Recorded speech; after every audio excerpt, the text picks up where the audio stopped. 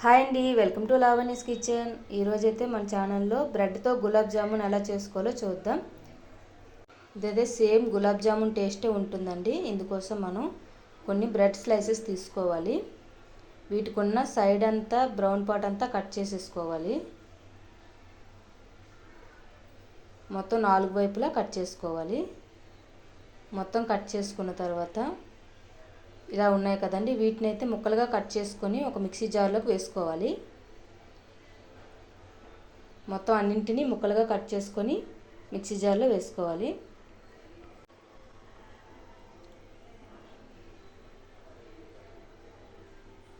మొత్తం అన్నీ వేసుకున్నాక మనం మిక్సీ పట్టించుకోవాలి. చూడండి, మిక్సీ పట్టిన తర్వాత అయితే ఇప్పుడు ఇలా ఉంటుంది కదా, దీన్ని మనం ఒక బౌల్లోకి తీసుకోవాలి. బౌల్లోకి తీసుకున్నాక ఇందులో మనం కొద్దిగా మిల్క్ని యాడ్ చేసుకుంటూ మనం పిండిలా కలుపుకోవాలి. ఇందుకోసం నేను ఒక 1/2 కప్పు వరకు మిల్క్ తీసుకున్నాను.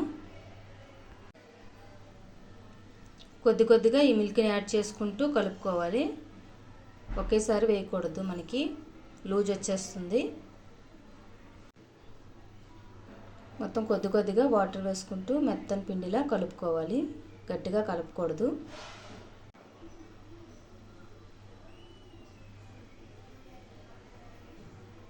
మొత్తం అంతా కలుపుకున్న తర్వాత ఇప్పుడైతే వీడియోలో చూపిస్తున్నట్టు ఇలా అవుతుంది. ఇలా వచ్చే వరకు కలుపుకుంటే సరిపోతుంది. ఇప్పుడు చేతికి కొద్దిగా ఆయిల్ కానీ నెయ్యిని కానీ అప్లై చేసుకుంటూ రౌండ్గా లడ్డూలా చుట్టుకోవాలి. మొత్తం లడ్డూలా చుట్టుకున్న తర్వాత మొత్తం అన్నింటినీ ఇలా చుట్టుకోవాలి.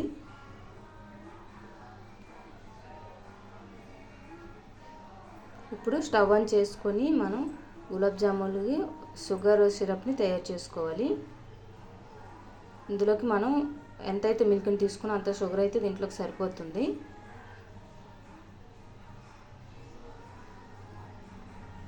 ఇందులో మనం షుగర్ ములిగేంత వరకు వాటర్ వేసుకోవాలి. ఇప్పుడు మనం ఫ్రై చేసుకోవడానికి సరిపడా ఆయిల్ని వేసుకోవడానికి మనం స్టవ్ ఆన్ చేసుకొని మనం ఆయిల్ వేసుకోవాలి. ఇప్పుడు ఆయిల్ బాగా మరిగిన తర్వాత కొద్దిగా మనం ఎన్నైతే ఉండలు చుట్టుకున్నామో వాటిని కొద్దిగా ఒక్కొక్కటిగా వేసుకోవాలి. వేసుకొని మీడియం ఫ్లేమ్లో పెట్టుకొని ఫ్రై చేసుకోవాలి. మధ్యన టర్న్ చేసుకుంటూ ఫ్రై చేసుకోవాలి. ఇవన్నీ మనకి బ్రౌన్ కలర్ వచ్చే వరకు మనం ఫ్రై చేసుకోవాలి. ఇలా బ్రౌన్ కలర్ వచ్చే వరకు ఫ్రై చేసుకొని మనం ఒక గిన్నెలోకి తీసుకోవాలి. ఇప్పుడు పాకం మరిగిందో లేదో చూద్దాం. ఇందులోకి కొద్దిగా యాలకుల పొడిని వేసుకోవాలి. కొద్దిగా పలుచగా ఉంది కదా, ఇంకొంచెం మరిగితే సరిపోతుంది. ఇలా నురుగు వచ్చే వరకు మరిగితే సరిపోతుంది. ఇప్పుడు స్టవ్ ఆఫ్ చేసుకొని మనం ఫ్రై చేసుకున్న గులాబ్ జామున్ని ఇందులో వేసుకోవాలి.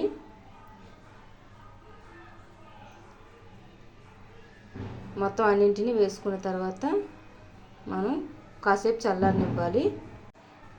ఇప్పుడు ఒక సర్వింగ్ బౌల్లోకి మొత్తం తీసుకోవాలి. తీసుకుని సర్వ్ చేసుకుంటే మనకి బ్రెడ్ గులాబ్ జామున్ అయిపోయినట్టేనండి. ఇలాగ బాదం లేదా పిస్తాతో మనం సర్వ్ చేసుకుంటే రెడీ అయిపోయినట్టండి. నచ్చితే లైక్ చేయండి, షేర్ చేయండి, సబ్స్క్రైబ్ చేసుకోండి.